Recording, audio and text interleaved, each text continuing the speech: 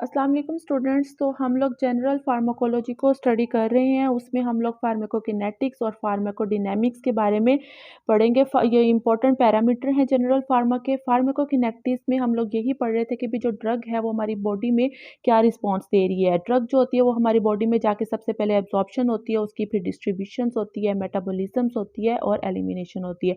Absorption और distributions को हम लोग अच्छे से डिस्कस कर चुके हैं। डिस्ट्रीब्यूट होने के बाद जो ड्रग है वो हमारी बॉडी में अपने रिसेप्टर पे जाके बाइंड होती है। रिसेप्टर पे सब बाइंड होने के बाद अपना इफेक्ट शो करती है और उसको हम कहते हैं फार्माकोडायनामिक्स, जिसको हम लोग बाद में डिस्कस करेंगे। और रिसेप्टर के साथ बाइंड होने के बाद ड्रग जो होती है अपना इफेक्ट शो करने के बाद वो ड्रग ने बॉडी से एलिमिनेट होना है, मतलब कि उसने एलिमिनेशंस होनी है, बॉडी से निकल जाना है। अब जो एलिमिनेशंस होती है, ये ड्रग्स की दो तरह की एलिमिनेशंस होती है। कुछ ड्रग्स ऐसी होती हैं वो बिल्कुल अनचेंज फॉर्म में हमारी बॉडी से एलिमिनेट होती हैं, मतलब उसके ऊपर कोई केमिकल चेंज नहीं आता, विदाउट एनी चेंज वो बॉडी से एक्सक्रीट हो जाती हैं। और कुछ ड्रग्स ऐसी होती हैं जो अपना बॉडी में जो होती है उसने अपना केमिकली चेंज देना होता है। ड्रग जो होती है वो डायरेक्टली एलिमिनेट नहीं होती, उसने पहले मेटाबोलाइज होना है, जिसको हम लोग कहते हैं मेटाबॉलिज्म्स। तो हम आज पढ़ रहे हैं मेटाबॉलिज्म्स। मेटाबॉलिज्म्स को हम लोग बायोट्रांसफॉर्मेशंस भी कहते हैं।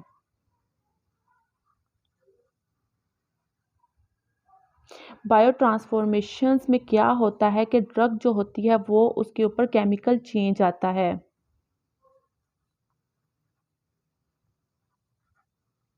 ड्रग ने केमिकली चेंज होना होता है, और जब अगर ड्रग केमिकली चेंज होती है तो उसकी सॉल्युबिलिटी पे और उसकी एक्टिविटी पे भी चेंज आता है। अगर ड्रग के ऊपर ड्रग का केमिकली चेंज होगी, उसकी सॉल्युबिलिटी चेंज हो जाएगी या उसकी एक्टिविटी चेंज हो जाएगी, जिसकी वजह से जो एलिमिनेशन होती है वो इजीली हो जाती है बॉडी से, क्योंकि जो ड्रग्स होती है वो लाइपोफिलिक्स होती है, नेचर में लिपिड सोलुबल होती हैं।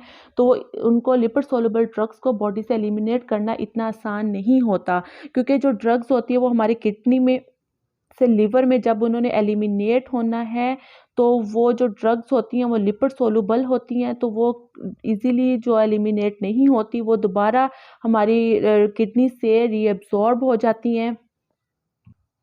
तो ये दोबारा जो होती हैं ये रीएब्जॉर्ब हो जाती हैं। रीएब्जॉर्ब होने के बाद दोबारा अदर टिश्यूज़ में चली जाती हैं। लेकिन ये ड्रग जो होती हैं अगर ये केमिकली चेंज होंगी, ये वाटर सोलुबल, क्योंकि ये लिपिड सोलुबल होती हैं, लिपिड सोलुबल से और ये वाटर सोलुबल होंगी, तो ये ड्रग जो होती हैं एलिमिनेट हो सकेंगी इजीली।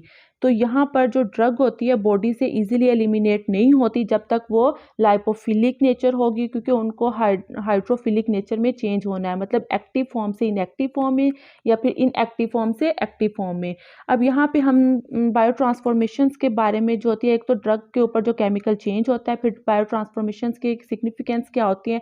अब सिग्निफिकेंस से ही पता चलता है कि सिग्निफिकेंस क्या होता है, कि मतलब जो ड्रग है लिपिड सोलुबल से वो वाटर सोलुबल होगी, मतलब हाइड्रोफिलिक होगी, तो उसके ऊपर जो इजीली ड्रग जो होती है वो मेटाबोलाइज हो जाएगी। अब ड्रग जो होती है वो ड्रग मेटाबॉलिज्म में क्या हो रहा होता है कि ड्रग जो होती है हमारी एक्टिव फॉर्म से इनएक्टिव फॉर्म की तरफ चेंज होती है, एक्टिव फॉर्म से वो इनएक्टिव। ज़रूरी नहीं है कि ड्रग जो होती है वो एक्टिव से इनएक्टिव हो, बहुत सारी ड्रग्स ऐसी होती हैं वो हम इनएक्टिव फॉर्म में देते हैं तो वो एक्टिव फॉर्म में चेंज हो जाती हैं। अब यहाँ पे एक एग्जांपल मैं देती हूँ कि जो ड्रग्स इनएक्टिव से एक्टिव फॉर्म में चेंज होती हैं। पार्किंसंस का जो पेशेंट्स होता है उसमें हम लोग एल डोपा देते हैं, ठीक है, एल डोपा हम देते हैं, ये इनएक्टिव फॉर्म में होती है, मतलब ये ड्रग जो होती है इनएक्टिव फॉर्म से डोपामीन, और ये जब डोपामीन में कन्वर्ट होगी तो ये एक्टिव फॉर्म में चली जाएगी। तो इस तरह क्या होता है कि ड्रग जो होती है इनएक्टिव से एक्टिव फॉर्म में चेंज हो जाएगी, और ड्रग जो होती है इजीली मेटाबोलाइज हो जाती है, एलिमिनेट हो जाती है हमारी बॉडी से। अब बायोट्रांसफॉर्मेशंस को हम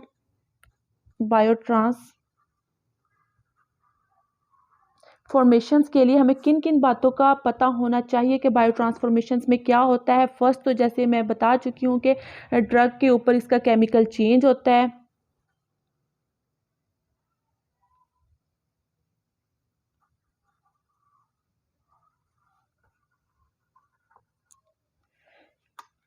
फिर उसके साइड्स कि कौन से साइड से बायो ट्रांसफॉर्मेशन होनी है, मेटाबोलाइज होनी है ड्रग, जो इसका मेजर जो साइट है वो है लिवर, और इसके अलावा किडनी से भी होती है,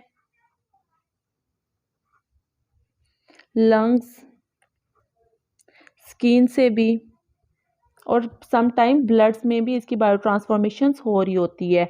ठीक है, अब आगे नेक्स्ट लिपनकोट में इसके बहुत सारे पैरामीटर्स दिए हुए हैं। इसकी काइनेटिक्स क्या होती है, टाइप्स, फेसिस, फैक्टर्स, जो वन वन करके हम लोग यहाँ पे अच्छे से डिस्कस करेंगे।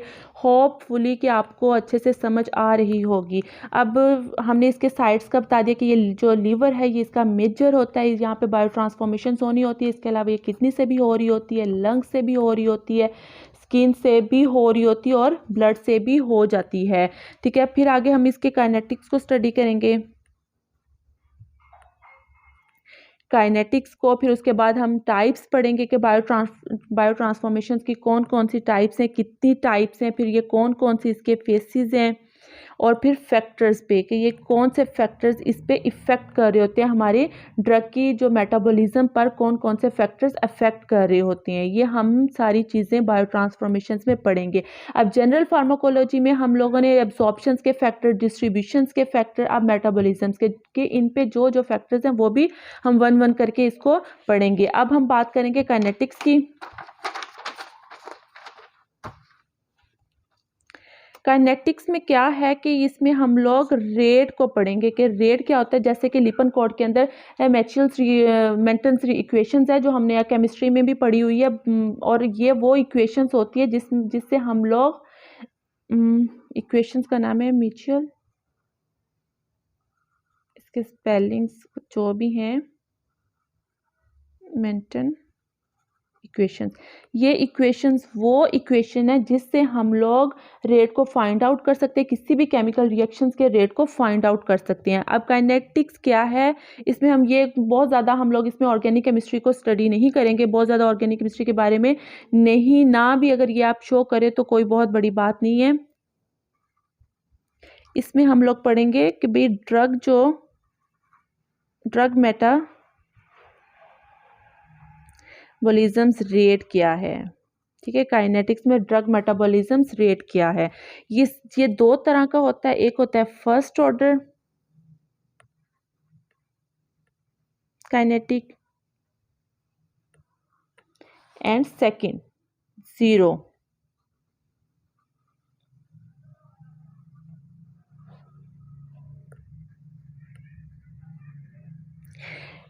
तो ड्रग मेटाबॉलिज्म्स रेट दो तरह के होते हैं, एक होता है फर्स्ट ऑर्डर काइनेटिक्स और दूसरा होता है zero order kinetics. First order kinetics में क्या होता है कि इसमें जो रेट होता है वो डायरेक्टली प्रोपोर्शनल होता है कंसंट्रेशंस ऑफ ड्रग की कंसंट्रेशंस के डायरेक्टली प्रोपोर्शनल होता है। डायरेक्टली प्रोपोर्शनल मतलब कि जितनी ज़्यादा कंसंट्रेशंस होगी ड्रग की, उतनी ज़्यादा ड्रग की मेटाबॉलिज्म्स होगी, और जितनी ज़्यादा ड्रग की मेटाबॉलिज्म्स होगी उतनी ज़्यादा इसकी एलिमिनेशंस होगी। मतलब कि इसके डायरेक्टली प्रोपोर्शनल होता है कंसंट्रेशंस के रेट के, जितनी ज़्यादा कंसंट्रेशन है उतनी ज़्यादा उसकी एलिमिनेशंस या मेटाबॉलिज्म बायो ट्रांसफॉर्मेशंस होगी, और बायो ट्रांसफॉर्मेशन ज़्यादा होगी तो एलिमिनेशंस भी ड्रग होगी। इसमें क्या होती है, ड्रग की कांस्टेंट फ्रैक्शंस होती है, ड्रग की इसके अंदर कांस्टेंट फ्रैक्शंस होती है। कांस्टेंट फ्रैक्शन से ये ड्रग जो होती है एलिमिनेशंस होती है इसकी। अब कांस्टेंट फ्रैक्शन से इसके एलिमिनेशंस कहती हूँ, अगर यहाँ पे हम सपोज 100 है तो वो 100 से 50 रह जाएगी, मतलब कि ये 100 से 50 रह जाएगी, 50 से ये 25 रह जाएगी, 20 मतलब कि ये 50% ड्रग एलिमिनेट हुई है। इधर भी कांस्टेंट रेशो से 50%, इधर भी 50%, अगर 25 से 12.5 कर दें तो भी 50%। इसी तरह इसको हम एक और बात कि जो फर्स्ट ऑर्डर काइनेटिक है इसको हम लोग लीनियर काइनेटिक भी कहते हैं। और लीनियर काइनेटिक मतलब कि ये डायरेक्टली प्रोपोर्शनल होता है कंसंट्रेशंस के, तो इसलिए यूं इसका ग्राफ बनेगा लीनियर मतलब कि जिस कंसंट्रेशन से इसकी डोज होगी उसी कंसंट्रेशन से इसकी एलिमिनेशंस होगी। ठीक है, ये इसको लीनियर काइनेटिक भी कहते हैं। अब फर्स्ट जीरो ऑर्डर काइनेटिक्स क्या होता है कि जीरो ऑर्डर काइनेटिक्स के अंदर क्या होती है, कांस्टेंट अमाउंट कम हो रही होती है। फर्स्ट ऑर्डर के अंदर हमने क्या पढ़ा था कि इसकी जो कांस्टेंट फ्रैक्शंस कम हो रही होती है और इसमें इसकी अमाउंट कम हो रही है। ठीक है, कांस्टेंट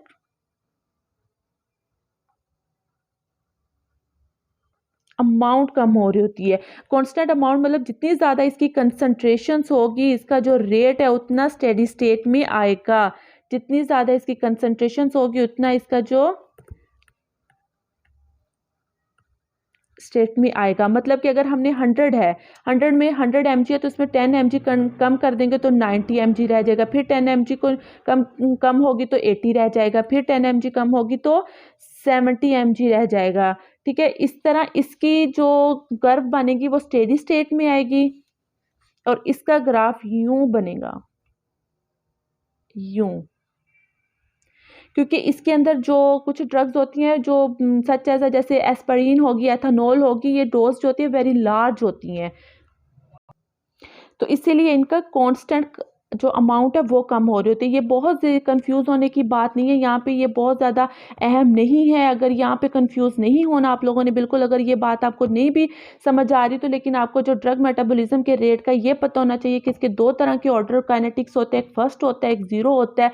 फर्स्ट में क्या होता है कि जो रेट होता है वो डायरेक्टली प्रोपोर्शनल होता है कंसनट्रेशन के, कि जितनी ज़्यादा कंसनट्रेशन होगी उतनी इसकी एलिमिनेशन होगी, जिसको हम लोग लीनियर काइनेटिक कहते हैं। सेकंड जीरो ऑर्डर में क्या होता है कि कांस्टेंट अमाउंट कम हो रही होती है, कांस्टेंट अमाउंट ज़्यादा होगी तो इसका स्टेडी स्टेट रेट आएगा। ठीक है, ये दो तीन बातें आपको पता होनी चाहिए। अब हमने इसके साइड्स को भी डिस्कस कर लिया, हमने इसके काइनेटिक्स को भी स्टडी कर लिया। अब थर्ड पॉइंट है टाइप्स, कि इसकी कितनी टाइप्स हैं।